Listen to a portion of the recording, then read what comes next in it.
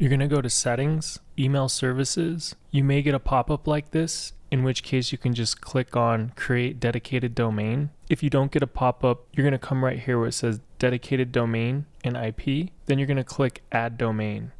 Then you're going to enter the subdomain that you want, which will be your root domain. So example.com is your root domain. For a subdomain, you're going to put something and then a dot with the domain. That's what makes it a subdomain. I would recommend using one letter or a word that you like. So if your domain was painting.com, the word example would be like happy.painting.com, or I would just put m.painting.com for message or mail. It doesn't matter. I think a word you like just could add some creativity and perhaps even some marketing with something that a client may see. And the single letter is just so that they're used to seeing, your name at domain.com. It looks pretty much the same. A lot of times they don't even see that there's a letter in front of it, and it's easy to remember. So I own the domain paintingmail.com. So I'm just going to show you how to set up a subdomain using this as an example. So I'm going to put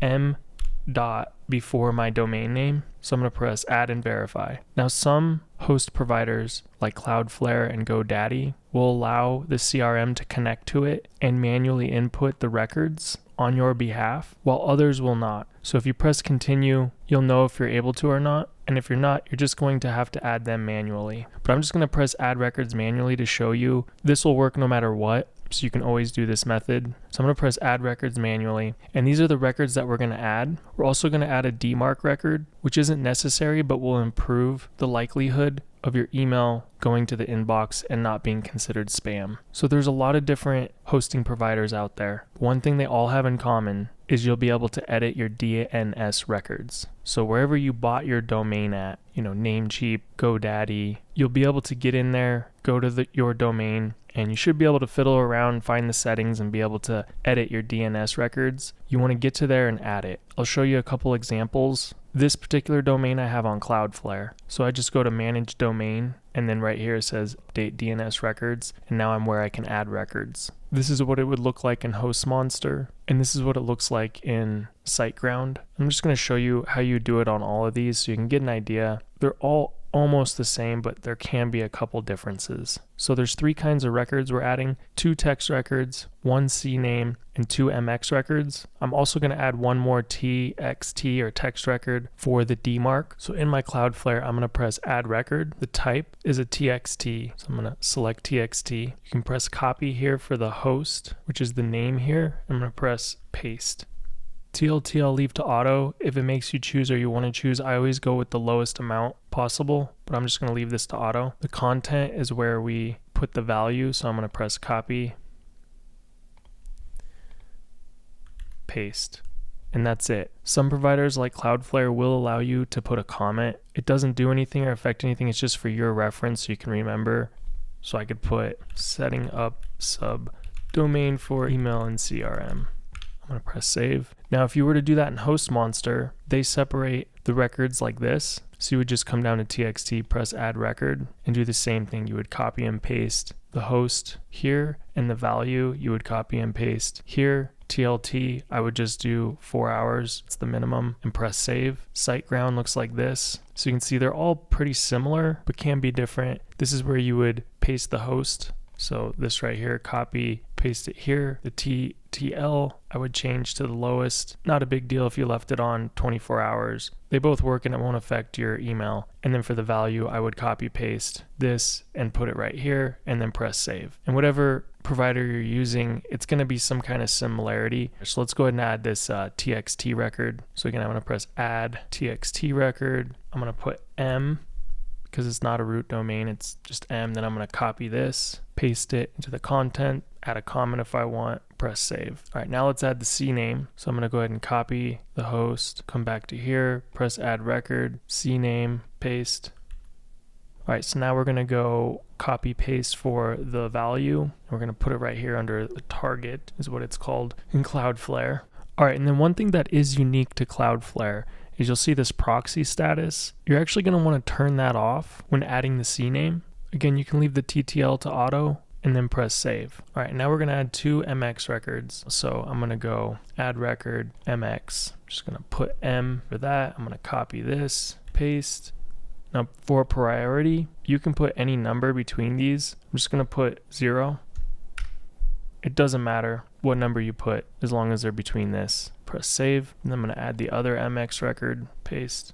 I'm gonna put the same number as I put on the other one there, press save. Okay, now we've got all the records in there. Now there is one other value that you should have. So it is an optional record, but I highly recommend adding it. Super easy, and it will help the deliverability of your email. So it's a text record, so we're gonna go to text. And then the name is gonna be _dmarc dot whatever your subdomain is. So in my case, it's M. So I'm just gonna copy that in there. And then I'm gonna copy this value in, and I'll press save. So now I'm gonna press verify records, and these records can take time to propagate. So if it doesn't verify on your first try, don't worry about it. That's actually expected and normal. Okay, some of them came through. The CNAME didn't come through, and you can see that DMARC, it didn't pick it up. It says not verified, and this field is optional, but I do recommend adding it. But this is normal to see these not verified the first time you try. So I would just wait like a minute, try it again. Usually within 5 minutes, these propagate, depending on your host, provider, and stuff. And when you try it, you'll notice you can't press it again. So what you want to do is just go back to dedicated domains. You'll see this again, give it a minute or two, and then click verify now and try it again. All right, so it's been a few minutes. Let's try again. And yeah, look, they're all getting verified. So verify domain. And now you'll see this, and I'll have the SSL issued. And if there's more than one dedicated domain in here, all you have to do is click that. And now you'll see that this is the dedicated domain that is being used. You can go to domain configuration, and you'll notice that it's set to that right there. And if you did have multiple domains where you'll be sending emails, you can actually choose where you want those domains to be used. And you can even go to frequency settings if you wanted to use, say, 2 domains here, but 50% of the time use one and the other 50% of the time use the other. So we could go here and there, and you'll see it'll do 50% each. This is pretty advanced stuff that you really shouldn't need or use, but it's there if you're one of those advanced users that needs that stuff. One thing to note though is on the one-on-one, even if you put a dedicated domain here, if the user set up a sync with Gmail or Outlook, when they use the one-on-one, it'll default to this instead of what you have right here. But if the user does not have that sync, then it will use this, or if this is blank and you have a dedicated domain, it'll use that.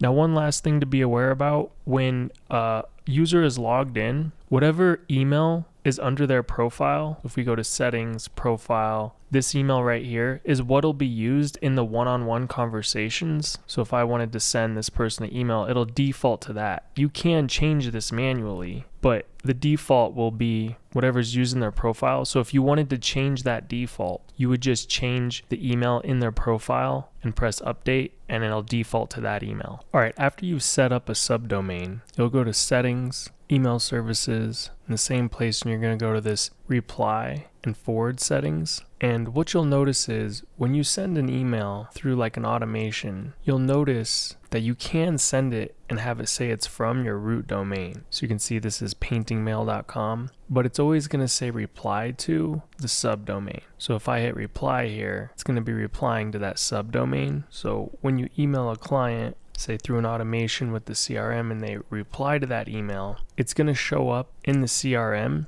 in the conversation. So if you were to go to conversations, it'll show up here and you'll see it. However, you can add a forwarding address to your regular email address so that whenever somebody emails you, you always get it the same way in your regular inbox. So that's why I say it is optional, because you will get it in your conversations in the CRM, but definitely to start. And what I would recommend is just adding your email address here just to keep it simple and easy. If you find that it's redundant and you don't want it, you can always turn it off. Now, if you don't have any other team members that'll be sending and receiving emails through the CRM, then you're done. That's all you have to do. Now, if you have team members that are also going to be sending and receiving email, I would recommend in your email, whether it's webmail or Google, I would recommend setting up rules and filters. So let me show you what I mean by that. When you put in your email address, make sure you press enter. That's how it'll look like this, and then you can save it. So I'm going to reply to this email here.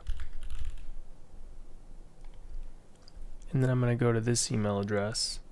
And here's the forwarded email. So you can see what it looks like. It'll say via whatever your business name is. And you can see the original message here in the reply. And like I mentioned, if you go to the conversations tab, it'll be right here where you can also mark it as read and read the email.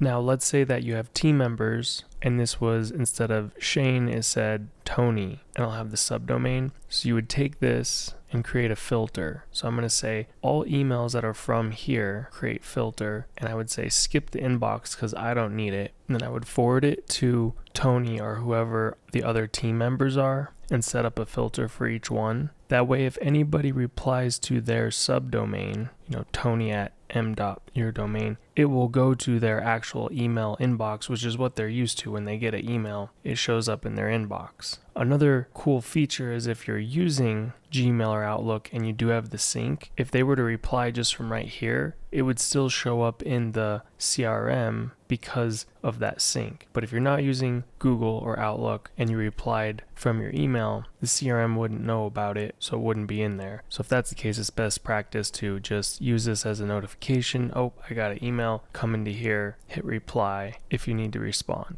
One last note, you'll notice this forward to assigned user, and that works and you could do that. I just don't recommend it because sometimes the contact may be unassigned. They're not assigned to anybody, and then the team member who the contact was replying to might not realize they emailed them. Also, sometimes sales could send an email, then it goes to production and it switched who the assigned user is. For whatever reason, the contact replies to an email later, it's going to go to the production, which still wouldn't be an issue or anything. It just can create a little bit more confusion. And I just find that this is a lot cleaner and nicer. So that's how you set a forwarding address for any of the replies.